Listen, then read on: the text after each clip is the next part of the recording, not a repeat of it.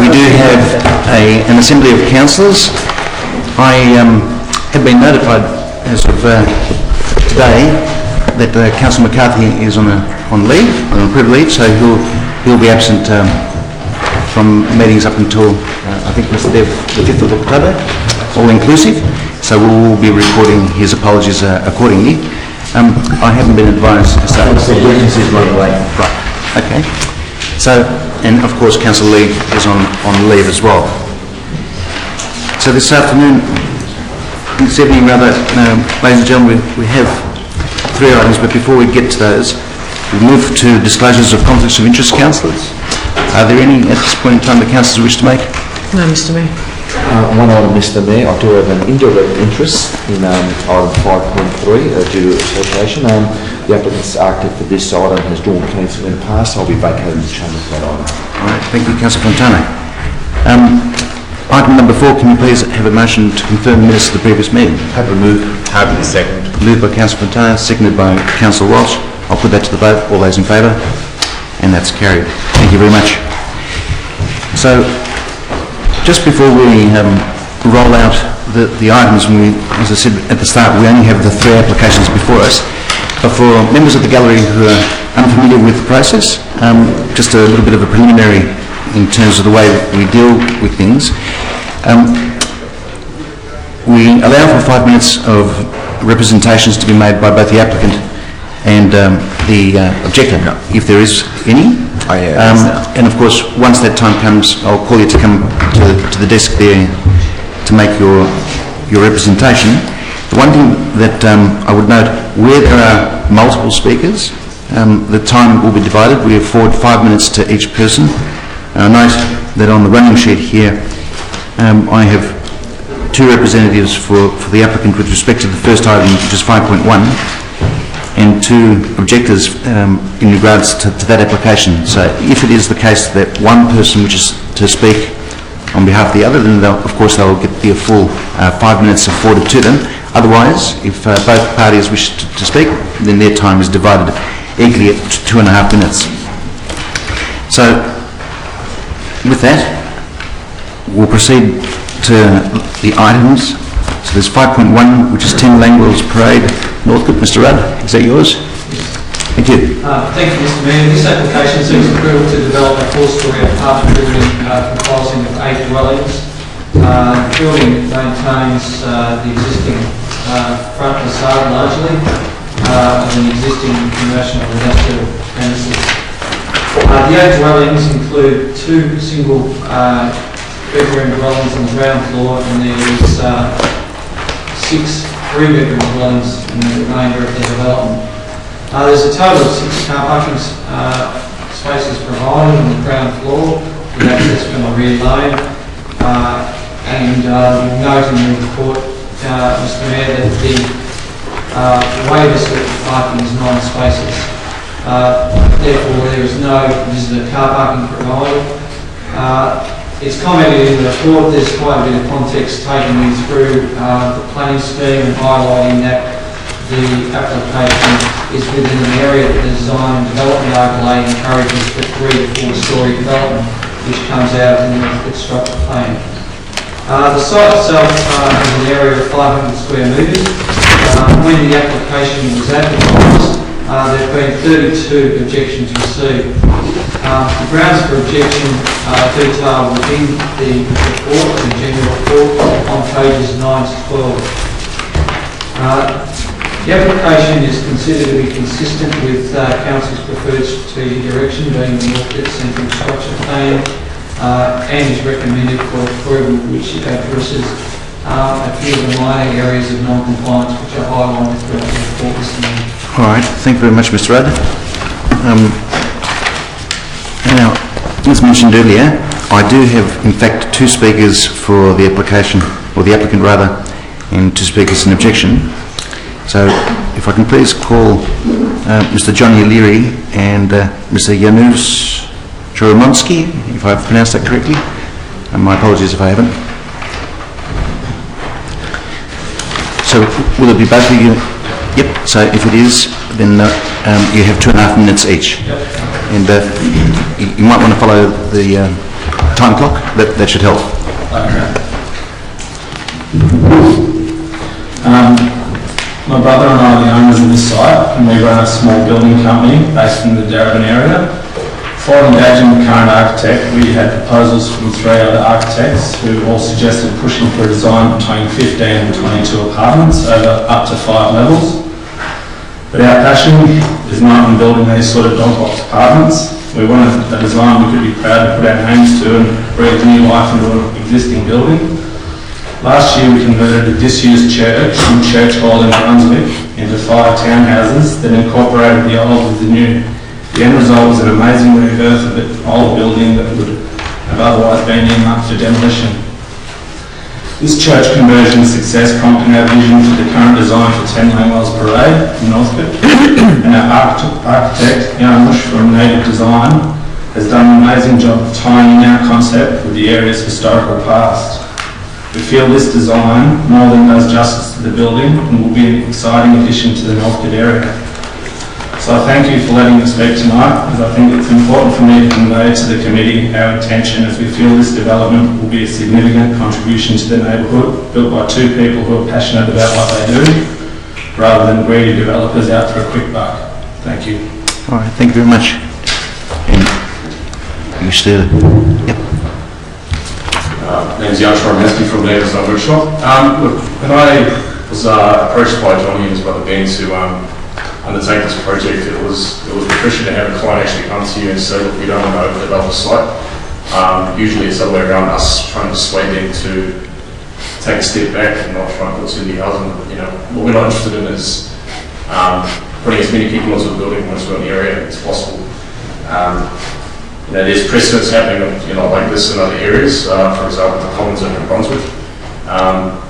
Same thing, building no car parking. We're not going for no car parking, but it's about changing the mindset and the way people live in the city. We think that Northcote is one of those areas, especially the side we're dealing with. Essentially, they're townhouses really on Hogan, and we don't see them to be short-term living dwellings for people to come and stay, and we see families moving into these. Hence the size of these apartments there.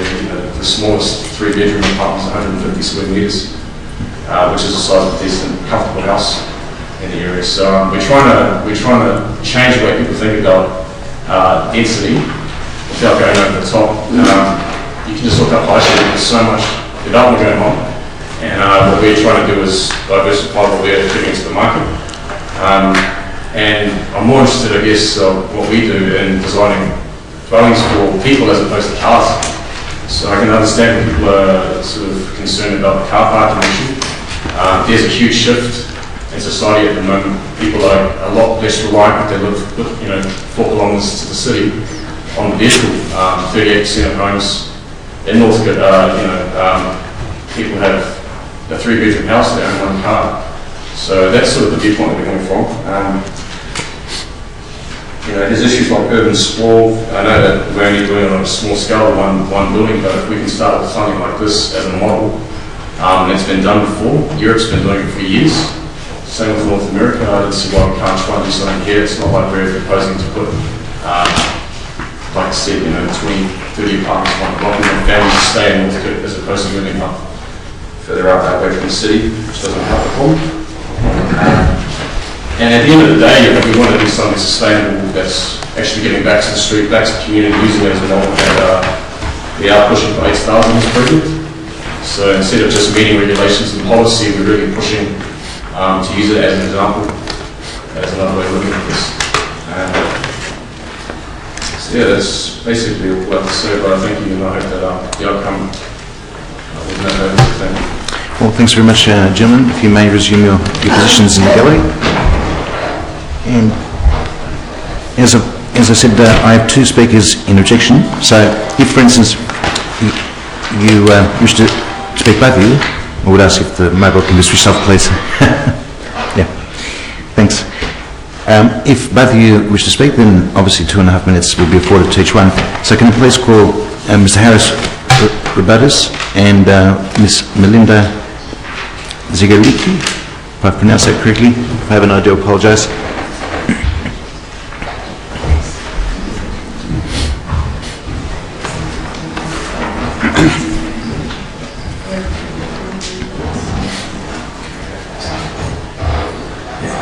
you, Mr Mayor and Council members. We understand and not against urbanisation, however, there needs to be a limitation to the overdeveloping of residential Zone 2 streets like Langwells Parade. So on behalf of all the residents at 11 Langwells Parade and surrounding neighbours, we request the proposed plans have the following amendments. Firstly, remove one storey, ensuring that neighbouring buildings are not dwarfed by height and bulk, deprived of existing natural light and energy solar panel access. Currently, the proposed development is 4.04 metres taller than 11 Langwells Parade, which is a total of 13.34 metres, which exceeds by 4 metres the maximum 9 metre height requirement for Zone 2. Also, the current proposed height does not graduate with neighbouring buildings, which is also another requirement that hasn't been met. We'd like to increase the setback on the west boundary that will contribute to the loss of privacy and overshadowing of private open space at 11 Langwells Parade. I've documented the lighting situation on September 22nd, which indicates the daylight that illuminates the open space, and units will change significantly from sunrise until approximately 12 p.m, leaving a minimum of 3 hours of unaffected daylight between 9 a.m. and 3 p.m. This does not meet the 5-hour minimum requirement. The current proposal provides a total of 6 spaces, falling short of the requirement of another 8 spaces. The plan should provide adequate on-site parking per dwelling and not reduce street parking, which will escalate the already congested competitive parking concerns of residents in the area. Parking concerns that have yet to be resolved have been dialogued with Darabin Council prior to the proposed development. The developer shouldn't attempt to sidestep the requirement and stipulate that there is adequate parking at Northcote Plaza, which is not only private for customers of the plaza, but is also 95 metres away from 10 Langwells Parade. They should also not assume new residents will ride bicycles as a main form of transport. The closest development reference is 11 Langwells Parade, and not one owner uses a bicycle as a main form of transport, and the average unit has 2 cars. You may have any large signage that distracts from neighbouring properties. You may wish to summarise your points. Sorry, I'm just trying to rush through all these. Neighbouring properties could imply that, the signage would suggest that it's commercial building and not a residential. Not include the out-of-character awning that will only overshadow Unit 1 of 11 Langwells Parade in the morning, but raise further safety concerns regarding nighttime footpath. Mr. Roberts, I'll have to wind you up there and allow Ms. Melinda to take over from that point, so she has 2.5 minutes to speak as well.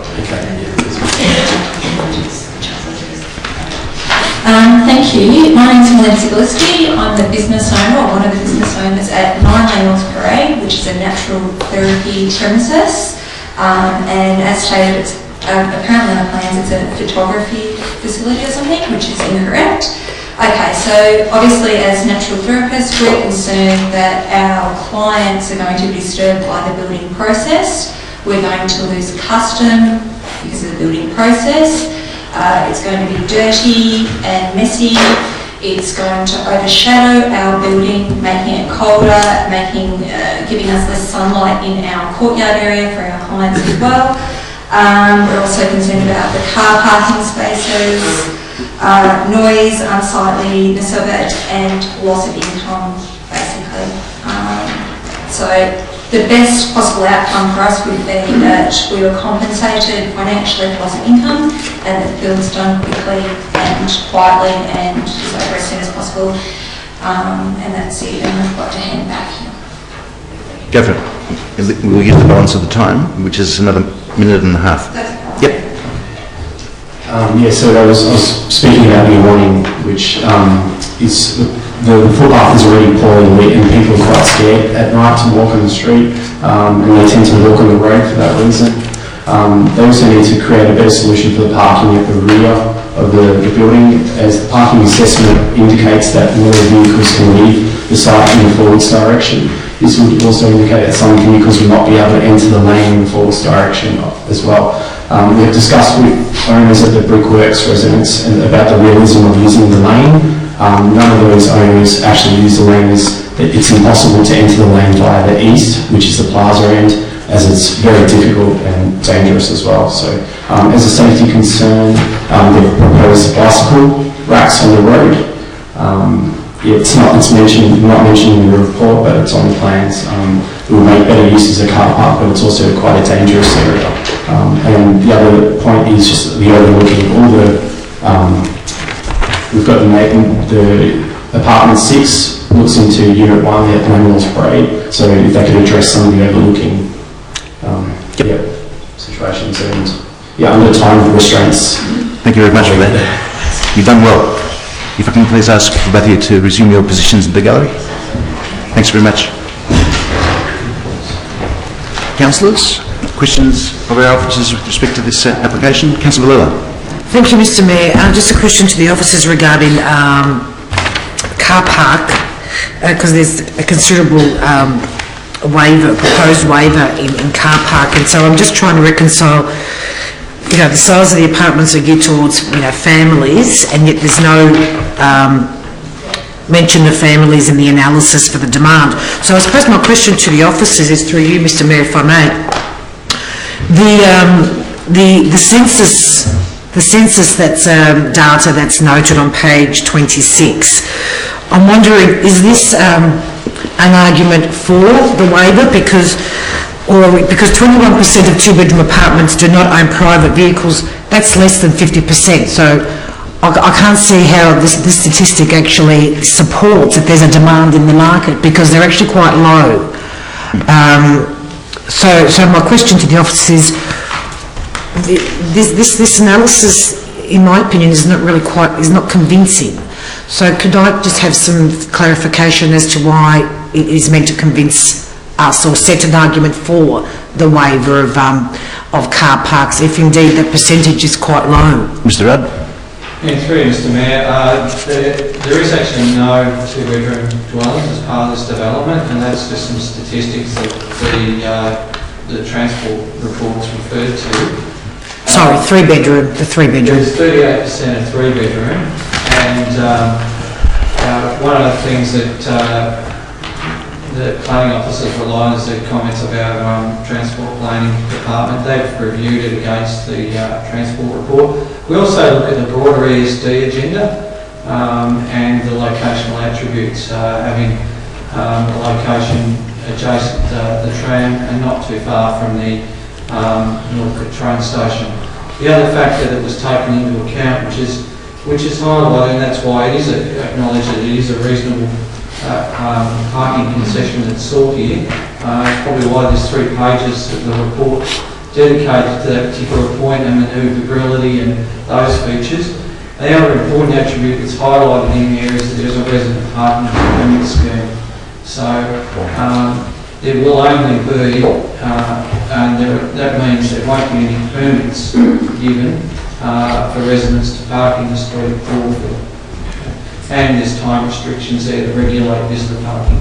All right. Thank you very much, Mr Rudd. Councillor Montana? I just wanted the officers in relation, and look, adding on to Councillor Vallilla's question in relation to parking, have we actually considered a proposal or a car share facility within the complex to address the shortfall of car parking? Because I know a lot of applications actually do that now, to substitute waiving of car parking. Can we actually introduce that as a condition? Mr Rudd? Yeah, Mr Mayor, it's a difficult condition to apply, and it's certainly, from our understanding, we're not able to provide it, but there is commentary in the report on page 25 which talks about car share schemes which are potentially available that aren't too far from the particular site. It's still one of those things that council has sought some advocacy from the Department of Planning to have a little bit more clarity put into our planning schemes, because it is recognised it is a legitimate option and it could well be applied, but it's unclear whether it can actually require a planning permit. Questions from councillors? Councillor Valilla. Mr Mayor, sorry, the car parking issue does actually frustrate me. Because, just another question through you, Mr Mayor, to the officers. I'm just trying to understand why there is such a significant concession with car parking, because it is quite significant compared to lots of other planning applications. I'm just struggling to understand on what basis the rationale that there can be such a the recommendation is so significant, because there's no there's no attention given to the fact that people still own cars. Despite the fact that the property might be near a train station, shopping centre, bus, whatever, people still own cars, and the ownership of cars is not declining in this city.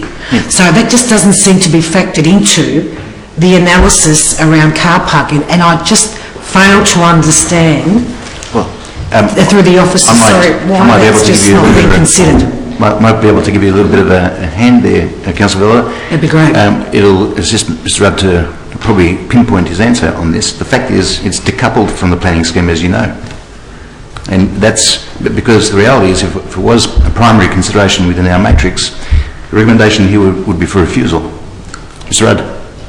Mr Mayor, it's not appropriate for me to engage in debate with councillors. The officers' report is before you. There is 3 pages dedicated to the issue of car parking. The officers are guided by strong principles that this council states who we represent in terms of ESD principles.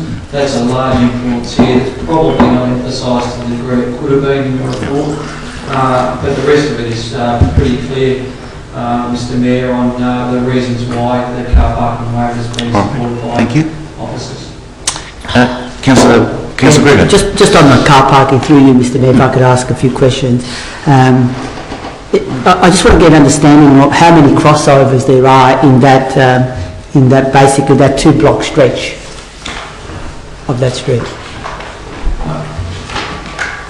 Mr Mayor, just through you, is the question regarding the laneway, or because Langwell's Parade, there is no access apart from the car park across the road.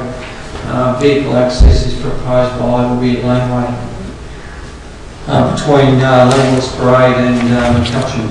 Yes. Councillor Gregor.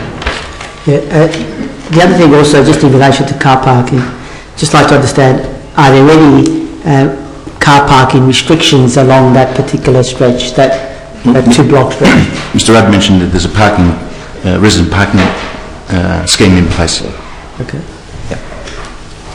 Okay, and sorry? You have an additional question? Yeah, I have another question. Just, I know in the report here that it refers to a heritage overlay, and that there is a heritage overlay over this particular area.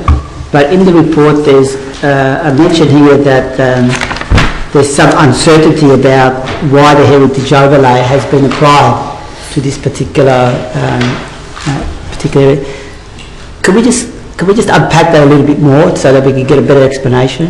Mr Rudd? Mr Mayor, Councillor Gregor is referring to the paragraph, a few paragraphs on page 24, which deals with the heritage overlay, which is schedule 98. And it provides a description, and the heritage overlay is a table that describes the heritage area. This is a heritage precinct, which means it's provided over a collection of buildings. And if you go to the citation, which appears in a separate document, which is a reference document of the planning scheme, it describes why that precinct is significant. And in that description, it describes a row of Victorian terrace houses.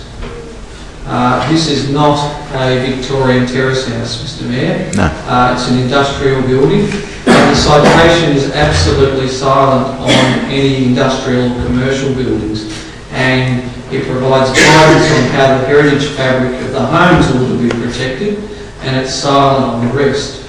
Nevertheless, the facade is being retained. The streetscape, as you see it today, is largely being respected. Officers have sought the advice of our expert heritage advisor on this matter, and he's raised no issues or concerns with the proposal. Just a supplementary question to that. Having heard what I've just heard, then why has a heritage overlay been placed over that whole area then? Has it got anything to do with the overall feel and ambience of that street? Mr Rudd? Mr Mayor, I'd only be speculating. Look, I honestly don't know. I think it's an error, but I'm not completely sure of that, because it does include a number of commercial properties well beyond the site, and in its description it doesn't talk to a broader area. And typically, if there's such a deliberate effort to map an area, it describes all the buildings there if there's certainly an indication to keep the street safe character as much as it is. All right, thank you, Mr. Rudd. Oh, councillors, we do have Councillor Councillor the Montano. recommendation and for the report. Councillor Montano moves. Seconder? I'll move for the purposes of the debate. Oh, seconder rather. Oh, sorry, Mr Mayor. Are you seconding? No. I'll second it then for the purposes of the debate. Thank you, Mr. Mayor. Yes, Look, Montano. it's an interesting report. We need to also take into account that, this application falls well within the Northwood Central Structure Plan, and the rationale for I suppose, waiving some of the parking within our policies with this structure plan. We know that this area is one with expected intensification, but we also need to be mindful of the fact that, comments in relation to heritage overlays does take into account the cottages there. And I'm also mindful of the fact that the facade is being maintained, so the streetscape isn't altered here. Look, the conditions in the actual permit will address most of the issues which are raised by some of the objectors, and some of the suggested changes from the objector will actually require a whole new planning application. So we're not here to do that. We're here to discuss and decide on the current application program. But I'm interested to actually to have heard the comments from the applicant, changing the mindset of what development will look like. And I'm actually quite pleased to see that this could have actually been a 15, 20, 30 dwelling site. No, it hasn't. We've got to also take into account that it's close to public transport, as our structure plan indicates. It provides a range of housing stock, 3 bedrooms, and also the ESD principles are also maintained. All Nations Park's up the road, and we've got a shopping park next door. It actually ticks most of the boxes of our North and Central Structure Plan. All right, thank you, Councillor Montano. I might reserve my comments at this point. Yep. Can I speak to you? Councillor Walsh? Yep. Thanks, Mr. Mayor. I'm going to briefly speak against. Look, I appreciate the efforts of the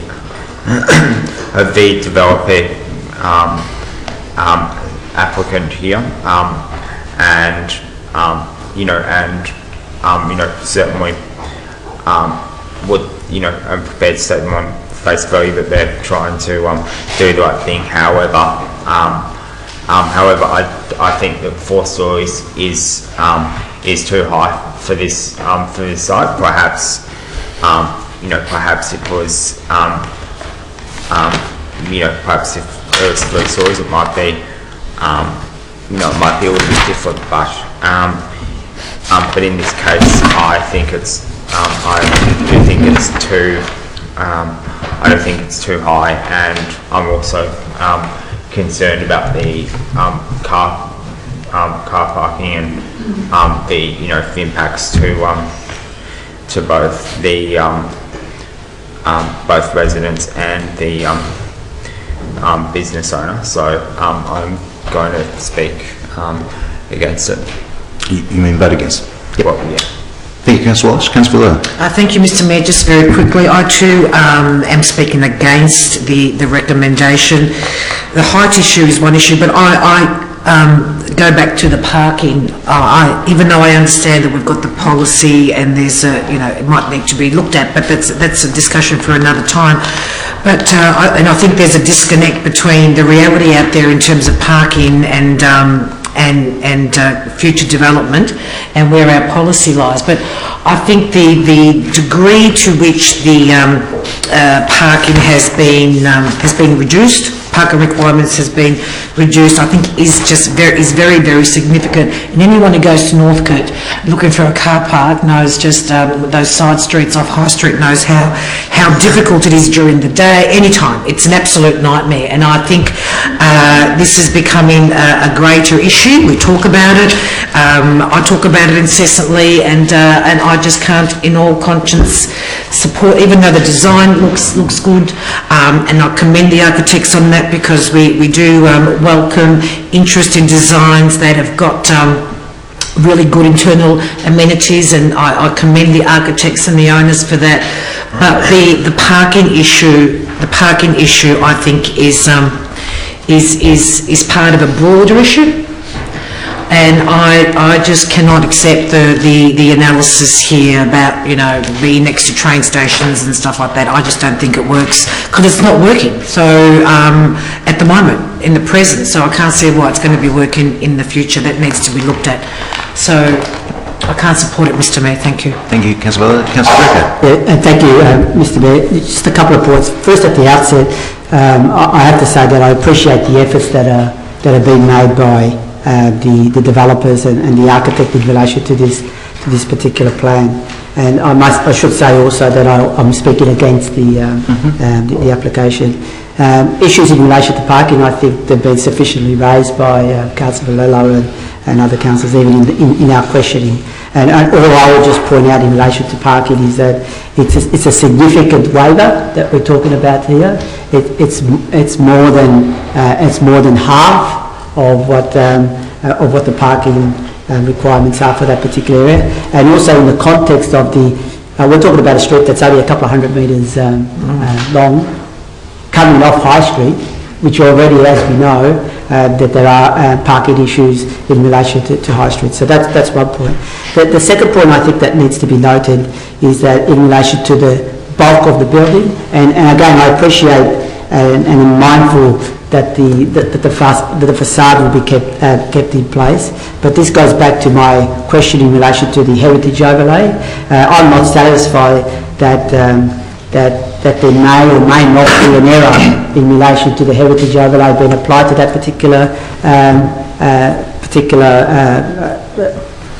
side of the street. So I think we have to be a little bit more sure and certain in relation to where, if we do apply a heritage overlay, that we just have to go by that. I've never before ever heard that we may have had there may have been an error in relation to that. It's the first time I've heard that. So that the report is not tight enough for me in relation to just dismissing the heritage overlay because it may be an error. There's no certainty around that.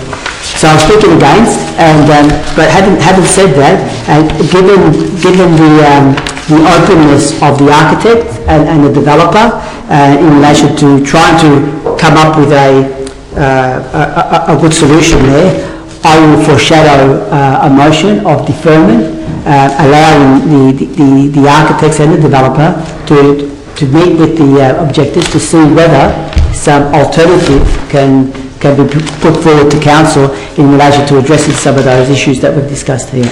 So I'll foreshadow a motion of deferment.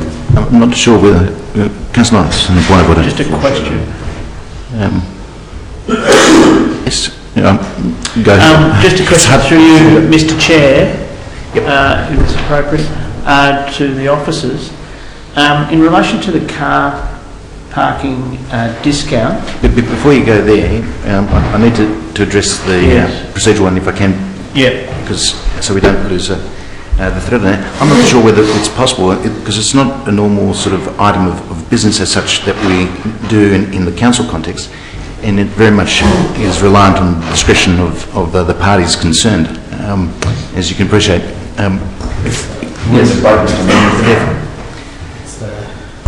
It's the proposal and second that they are willing to change it to a full deferment. It's possible, otherwise it was put to the vote. I spoke again, if I may, Mr. Mayor, just to clarify. I was speaking against the motion. I'm just foreshadowing that I can just receive some clarification just in terms of the process because we're quite late in the debate. Councillor Greco, my feeling is that it can't stand, but Mr. Dev. Let's put to work as the solution in front of us. Or the motion in front of us. Not to say it all, it will be passed or not passed. So it appears, Councillor Walsh, I've just received the advice. It appears we have to go through the sequence, so we'll put the motion first as it is, and if it fails, then we can proceed with, as an alternative, your suggested motion. Yeah.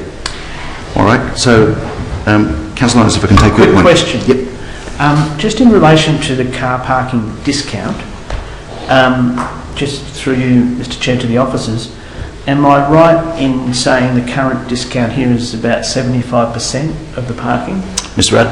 And does that compare to a normal 30% in the Northcote area? There's two questions within that, I suppose. Yeah. Mr Mayor, the required parking is 15. There are 6 provided.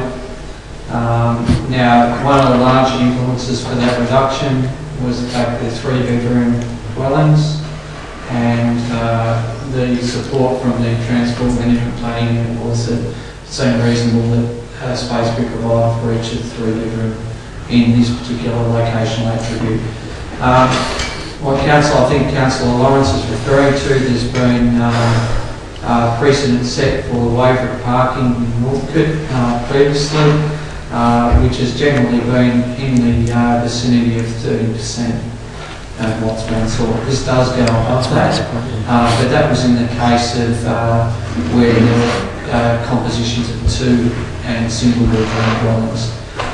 This is an application for you for 3 bedrooms. All right. Well, thank you, Mr. Rudd. Well, I propose to put that to the vote then, given that we've exhausted our speakers, unless Councillor Montoni, you wish to take up your right of reply? Oh, I'm going to vote, Mr Mayor. All right, then I'll put that to the vote. All those in favour? Against? Well, it's a tie. Now, I did reserve my right to speak before, but I will make my points. And I have made these points previously in this forum. If the circumstances, and as rightly as Councillor Biller mentioned, that the policy needs to be reviewed, then it needs to be done in a different place to this. And it may well be that in that respect we scrutinise how our position might be. Is it a one-size-fits-all approach? Does it take into account the site context? Do we take into account issues like saturation in an immediate area? Do we take into account what percentage level we're prepared to accept? And I think that might inform our process going forward. At this point in time, given the way things are, and as it has informed this particular recommendation, unfortunately I'm left with the position of taking all those factors into account as it currently stands to support it. So it's carried. From here... Mr Mayor, could I call for a division? Yes. Well, all those in favour of the motion, please stand. My name, Councillor Lawrence, Councillor Fontana, and I suspect myself twice. Those in opposition, Councillor Walsh, Councillor Greco and Councillor Villela. Thank you very much. So from this point forward, ladies and gentlemen, the objectors have 21 days as of this evening's decision to lodge any appeal at VCAT that they wish to make at that area. That item now having been concluded, councillors, we move to 5.2,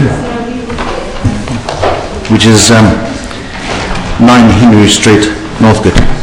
Ms. Mount, is that yours? Thank you. Good evening. Application's been made to council for 9 Henry Street, Northcote.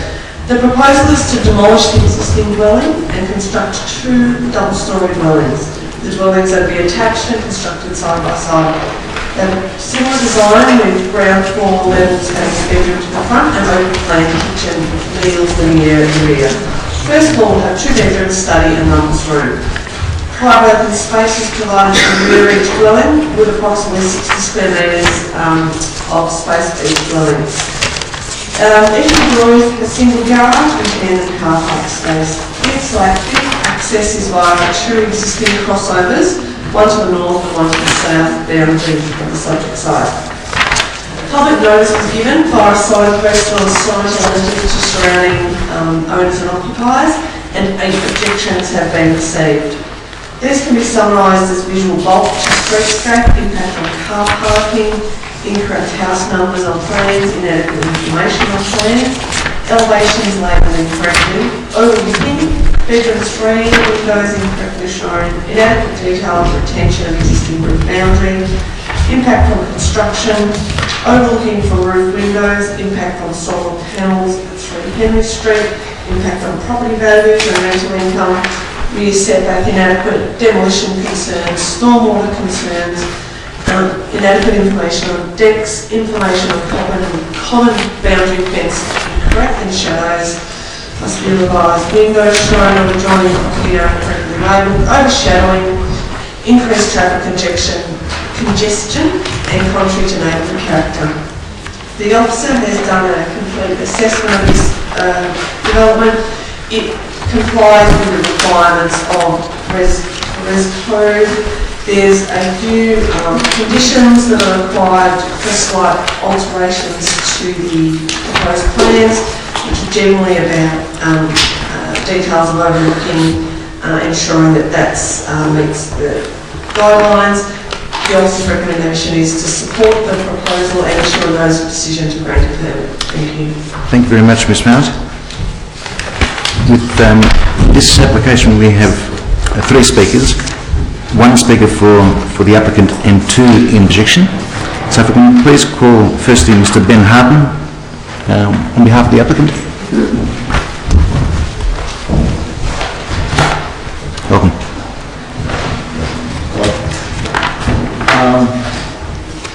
We just want to start with that we looked at the property and it's purely about the property, also already the 2 existing crossovers there. And we met with the heritage advisor from the outset to have his input on the design of the project. And so had an initial site meeting with the heritage advisor, and then 2 further meetings cancelled with the senior planner to get a design that he felt would work in the area that we're building these houses in. And he felt that we were referencing the common pattern in the immediate heritage zone with the single-storey streetscape, and then having the second-storey, occasionally having the second-storey dwellings that are in a similar area. And to try and reduce the bulk of the property, the design towards separate elements in varying widths, reflecting the difference within the streetscape and breaking one elevation into 4 smaller blocks. The single-storey side yards on the north and southern sides of the block were there to utilise the existing driveways as well as to keep the single-storey elements on the boundaries. And the balcony elements on the 2 central parts of the townhouses were there to help enhance the human scale and relationship to the street.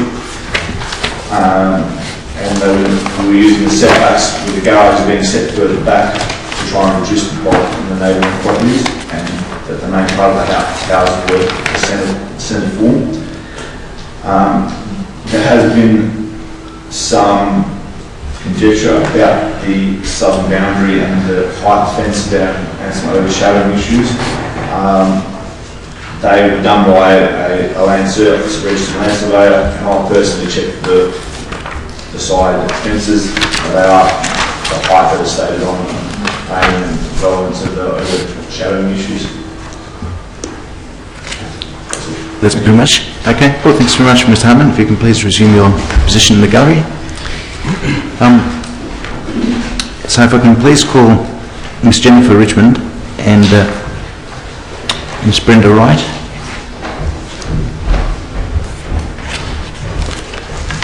Just before you start the clock, I just want to pick up the procedure. Not everyone got a letter. I didn't get a letter. Serge, who lives 2 doors up, didn't get a letter. And the notice on the gate was way down the bottom. You had to actually look for it to see it. It took me days before I noticed it. So I just want to pick it up before I start. All right. Oh, sorry, I've got a letter here from another objector who couldn't make it tonight. So just a little bit. We can have that included as part of the minutes recorded for it. Yeah. So if you might want to hand that to our officers after it's done. Yeah. That's right. Yep. So, you've got there, so you've got 2.5 minutes each. Okay, I've got some photos here which shows you what Henry Street is. It's a long street, but the width is very small. Okay, so it's basically car parking on both sides and basically only one lot of traffic, even though it's 2 ways. These houses that I've got photos of are heritage overlay listed houses, which are right, basically, one is on the side of it, and the other one on the side of that, and then 3 on the other side.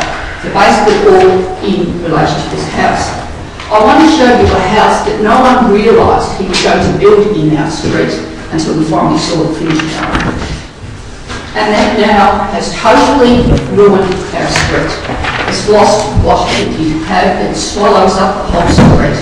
I can only imagine what would happen if these 2-storey townhouses are built. So they're both in the same area, the top end of Henry Street, which is on the Ruckers Hill area. Also, because we're in a heritage overlay area, we are not allowed to even paint our things unless it's in a traditional colour, unless we get permission from the council. Now, you're building something that is right on that heritage overlay. When he last built his house, it took him 14 months. We had 14 months of inconvenience because it stopped and started, stopped and started. And it created a lot of stress to the people of Henry Street. So I think that's brought up in the letter that we wrote to you. We didn't know some of the recommendations, which is to do with shadowing, which the next speaker will speak about. I'm only speaking about the street. I've lived there for 25 years nearly, and it's just now not the street I moved into. And I think I'll let the rest of Jenny go on. Over to you. I'm Jenny. I'm the property owner of the house on the south, which is a small Leavenworth heritage cottage, look fairly close to what would be the shared boundary. And I guess I'm asking the committee to reconsider the application from my point of view, because as it stands it will affect the habitability of my property in terms of gross overshadowing and loss of natural light to the house. In particular, I've seen the recommendations that my concerns about overshadowing to the rear private recreational space have been addressed. As Ben mentioned, there is disagreement about the height of the existing boundary fence, and I guess we can work that out. It seems to be 2 metres on one side and 175 on the other.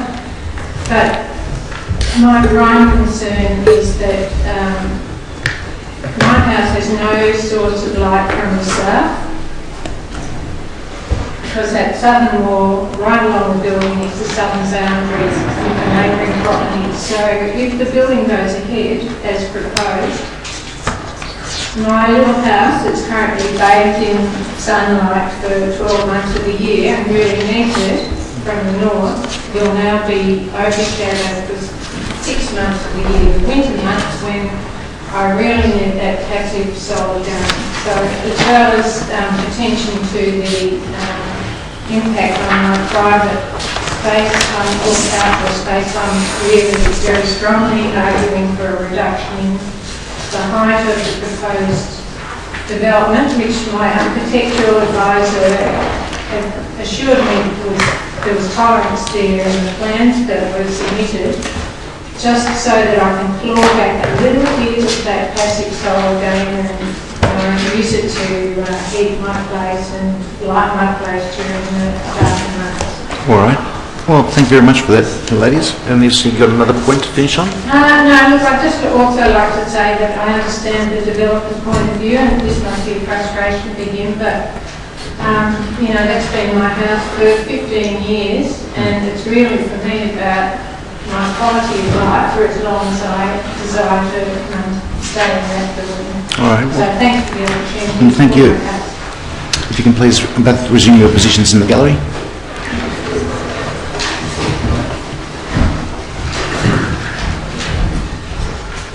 Councillors, questions?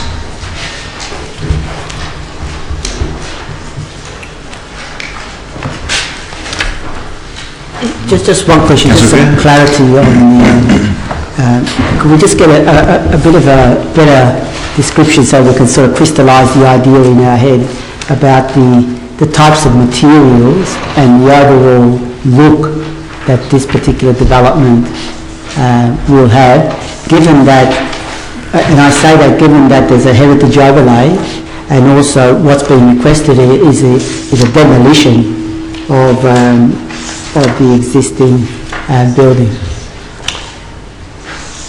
Ms. Mount?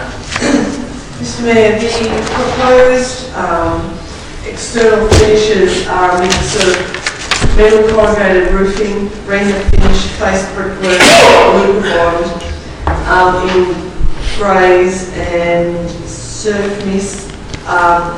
My understanding is that our heritage advisor has been involved from early stages with this one and worked through the design and is supportive of the proposal. The existing dwelling on the land is quite different and out of a completely different age to the low single-fronted dwellings, weatherboard dwellings that are predominantly in Australia.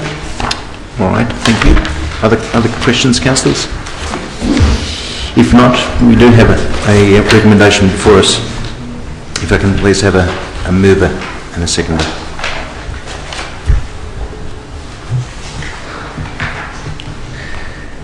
Well, happy to move the recommendation, Mr Mayor. yes. If we can have a seconder, please. I'll second it for the purposes of the debate. Councillor Fontana. Look, we've heard both the applicant and the objector, Mr Mayor. Look, the site is 600 square metres, which according to our plans, we can actually accommodate a dual lock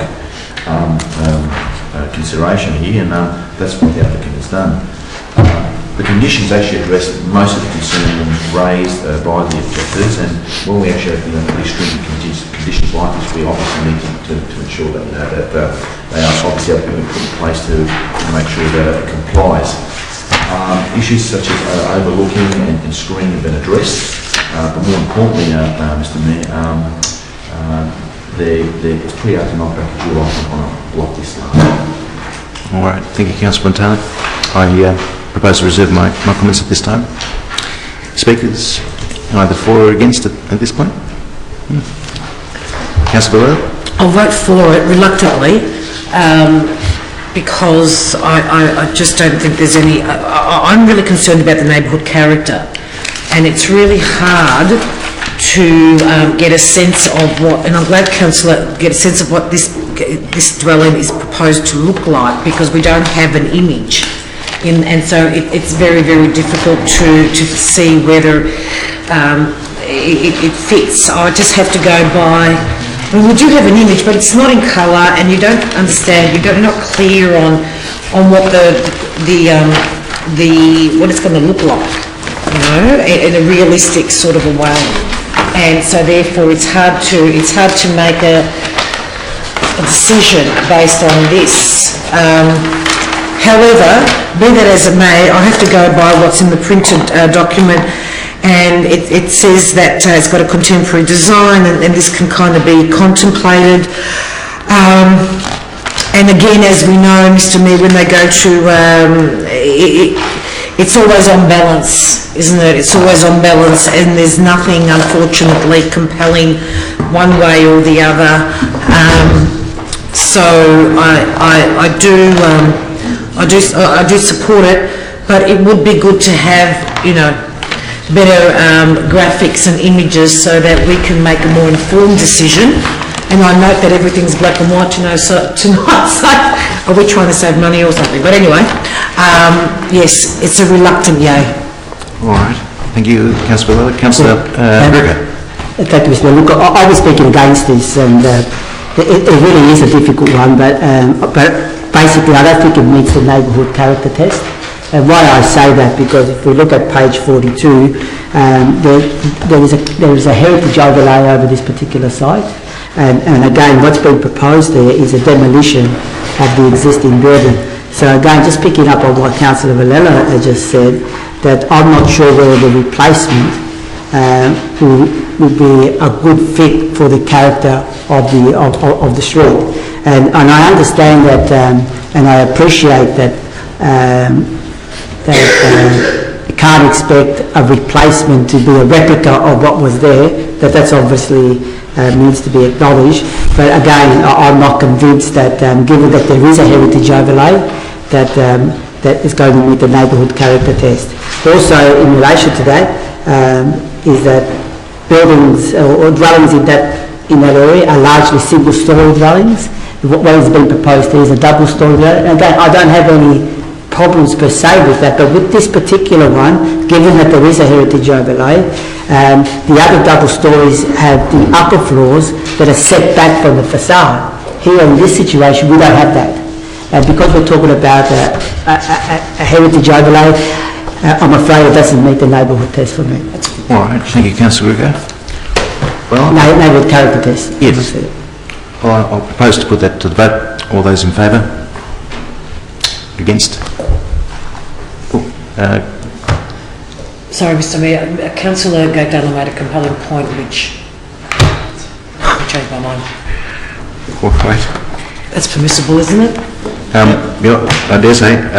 Now, again, that brings us towards a tie, which is a bit unfortunate, and I don't like actually exercising my casting vote in this way, I must say. But again, I suppose the points that just to summarise for exercising my casting vote in this circumstance, the normal conditions with respect to colour schemes and whatnot are to be to the satisfaction of the responsible authority. So if in the circumstance there's a preferred colour dimension, those things will be worked through with their officers, and certainly, as we know from the particular heritage considerations, it does say that the build form that's proposed must pick up the predominant building form that's in that immediate area. So we work off our officers' recommendation in that respect, that the application before us has taken those factors into consideration in terms of the build form. And I know it's a bit regrettable picking up on Councillor Lil's point that we've got black and white photos in that respect to sort of show what that representation might mean. But taking into account the size of the property as well with respect to what's being proposed will also be a determining factor, I would imagine, at any VCAT hearing were we to look to refuse this application. So given that difficult balance, I exercise my casting vote to support the proposal. So, ladies and gentlemen, where does that leave us? As of this evening's decision, 21 days is offered to the objectors in this circumstance to make representations to VCAT if in the circumstances they wish to challenge Council's decision this evening. So thank you very much for that. Now we're up to the final item, councillors, before us on our items, which is 5.3. Mr Mayor, I think it's indirect interest of the applicant. Applicant's after for this item has drawn attention in the past, and we will vacate the chamber for this item. All right, thank you very much. We'll just I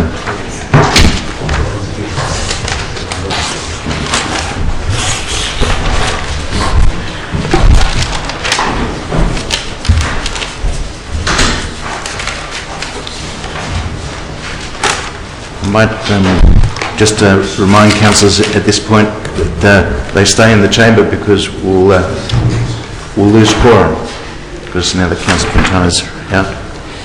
So we have 115 Cheddar Road Reservoir, which is our last application. Ms. Mount. Thank you, Mr Chair. Council received an application at 115 Cheddar Road Reservoir. The application proposes to construct 5 double-storey dwellings. Each dwelling will have 2 bedrooms and access to a single garage with the exception of dwelling 5, which is provided with a single carport. 5 open space areas are provided with a ground level courtyards ranging between 30 to 40 square metres in the area. The public notice was given via a sign posted on the site and letters to surrounding owners and occupiers. Council received 6 objections to the proposal, and that's summarised as follows: neighbourhood character, overshadowing, overlooking, visual bulk, on-boundary construction, overdevelopment, increased traffic, noise, impact on water supply, and loss of views. The officers assessed the proposed development in accordance with the plan scheme requirements, and it generally complied with residential requirements. And the Res Code has suggested that support be given to the proposal and issue a notice of decision to grant a planning permit. Thank you. Thank you, Ms. Mount. Now, councillors, interesting enough, on this one, we don't have a representative for the applicant, which is curious. But I do have one speaking in objection, so can I please invite Mr. Cosimo Foglioni to come forward?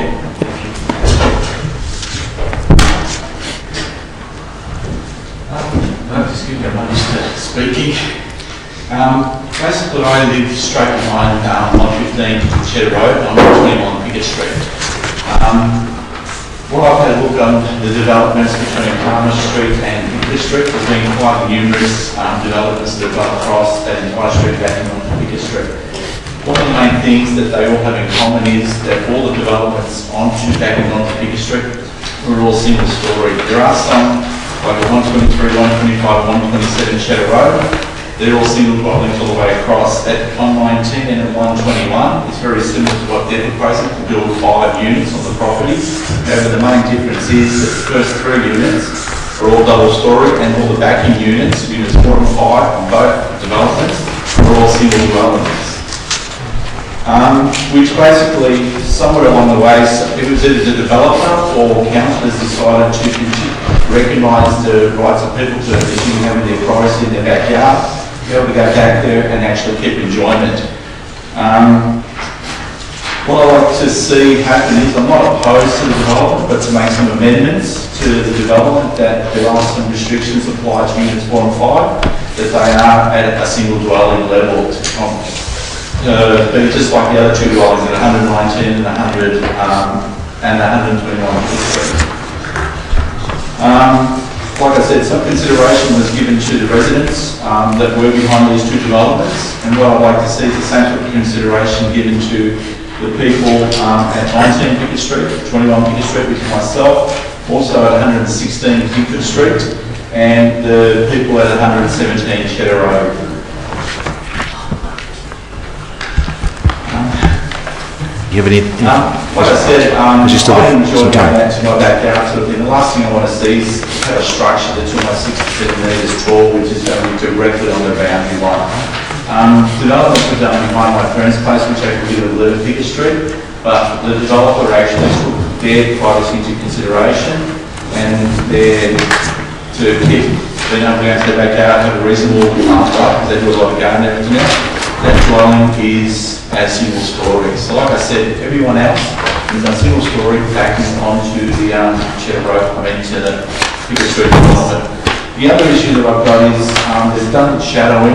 I've actually got a swimming pool and a shed, which over a lot of consideration that the pool and the shed were placed in that location to eventually put solar heating onto that shed. I've already commenced moving the pump before all this occurred, moving the pump and the filter to install solar heating in there. What they've done is they've done shadowing on the 22nd of September. From what little I understand, that is one of the equinox. The other one is in March, where during September the sun's at an 80-degree angle. When you get to March, it's like another 30 degrees over.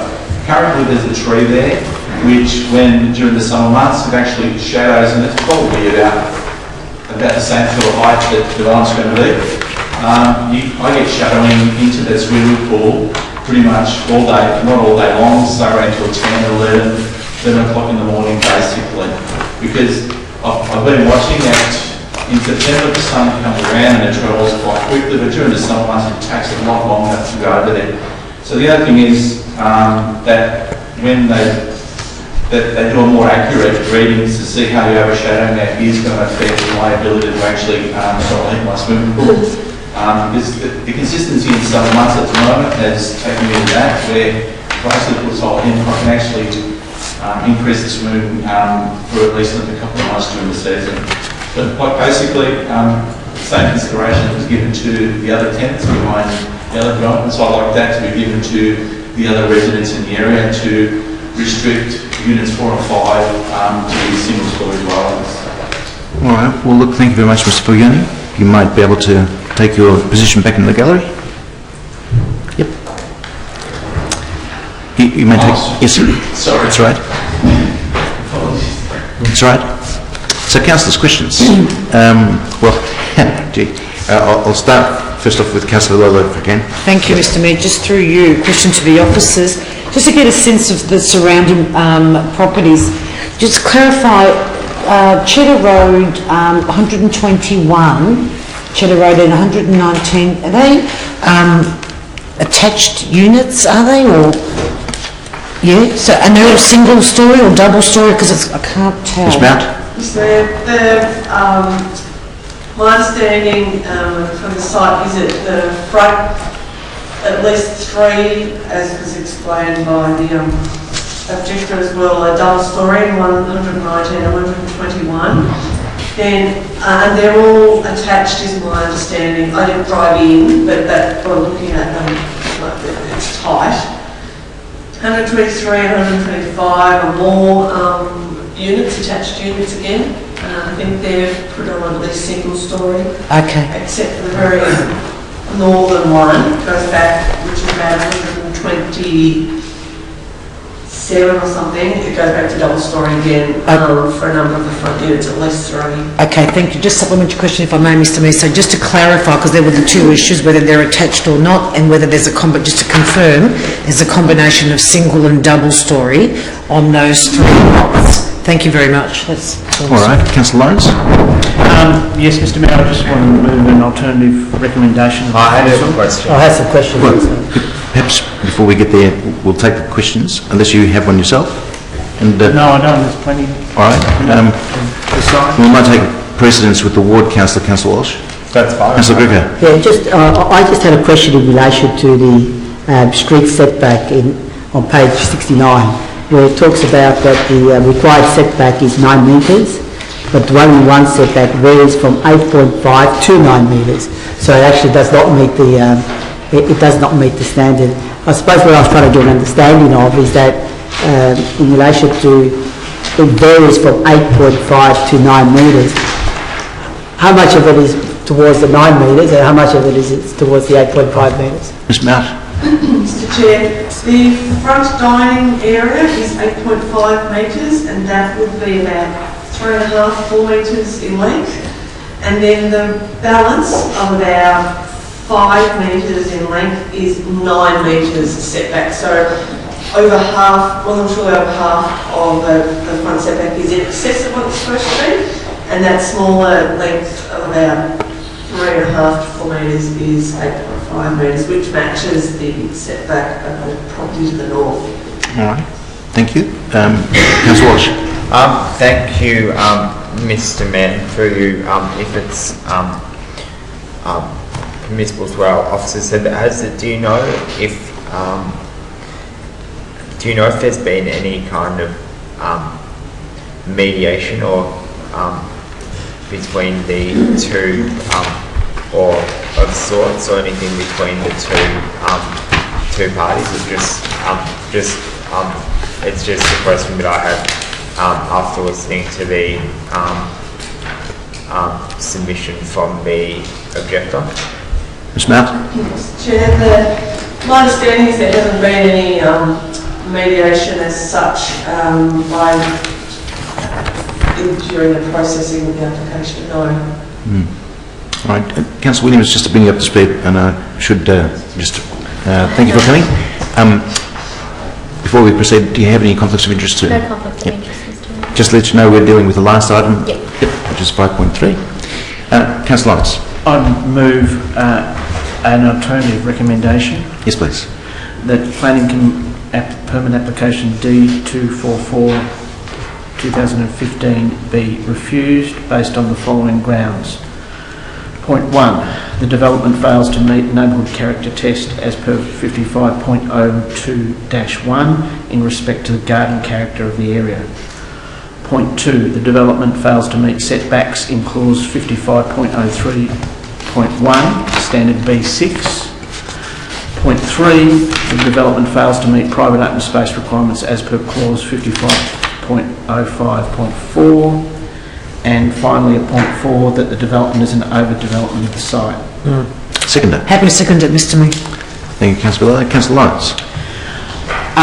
Yes, look, Mr Mayor, I understand some of these breaches are half a metre, etc., but the overall reason this development fails the test is if you know the streets in this part of East Reservoir and the homes here that are impacted, in fact, enjoy large backyards, and the character of the area, notwithstanding the units to the north of this, that it's impacting to the south, are predominantly open garden areas. And so obviously the comments by the residents that Unit 5 and 4 are out of proportion with that backyard, that garden character of the neighbourhood character is quite right. So yes, obviously it's a development site, it's on a bus route, it's near open space, it's near services. It's not that close to the train, I should add, but it is a development site, but at this point the off-site setbacks mean to me it is not in keeping with clause 55 neighbourhood character there. All right, thank you, Councillor Lyons. Councillor Villada? Thank you, Mr Mayor. Yes, I welcome Councillor Lawrence's alternative motion because it pretty much covers all the areas that I was concerned with. I suppose that the neighbourhood character is the obvious one, and then the visual and also the overdevelopment. I think there is a lot of development in that area. The blocks are quite large, but that doesn't mean that it's open slather. And I note that it's quite reasonable. I think that was what the gentleman, the objector, noted, that a combination of single and double story, in keeping with the other developments in the area, is not unreasonable, and it does kind of lessen the impact of that visual bulk, and hence and keeping in with the neighbourhood character. And I think it's very important in that area because there is a lot of development. So we do have to be very mindful. It will have tremendous impact, even though it might seem quite minor, because of the degree of development in there, and also I do note that there is private open space. I think we've got to be very careful with this area, with this particular element too, Mr Mayor, because there is a lot of development in that area, and I think any compromise in this area, we've got to be careful because it has a cumulative effect, and so even though again it's not significant, as Councillor Lawrence said, overall I think it has profound effect in terms of the neighbourhood character, the livability of the area, and we've got to really watch that space because there's a lot of development. So I'm very happy to support the motion, the recommendation, the alternative recommendation. All right, councillors, I might just bring to your notice too, and sorry to try and rush, but we do have a hearing of submissions meeting at 7. Yeah. I think the sentiment is for us to put this one to the vote, and I think the sentiment is Thank you very much, Councillor Greco. I appreciate your forbearance. I propose to put that to the vote. All those in favour? Against? And I know Councillor Walsh has an objecting or dissenting vote rather. So, where does that leave us? 61 days as of tonight's decision is afforded to the developer to make representations to VCAT in order to appeal tonight's decision by council. So if we can please bring Councillor Montana back to the chamber. Thank you.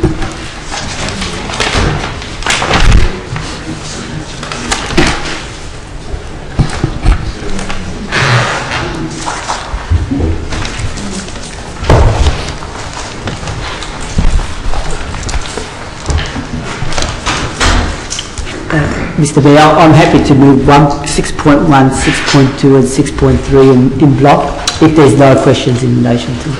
I second that. Yeah. Councillor Walsh seconds. So consideration to be moved on block. Put that to the vote. All those in favour? And now? And also move the recommendations on block in relation to 6.1, 6.2 and 6.3. I'm happy to second that. Councillor Walsh seconds. Propose to put that to the vote. All those in favour? And that's carried. Ladies and gentlemen, thanks very much. That concludes our planning committee meeting. Thank you, Mr Mayor. Have a good evening. Thank you. Thank you.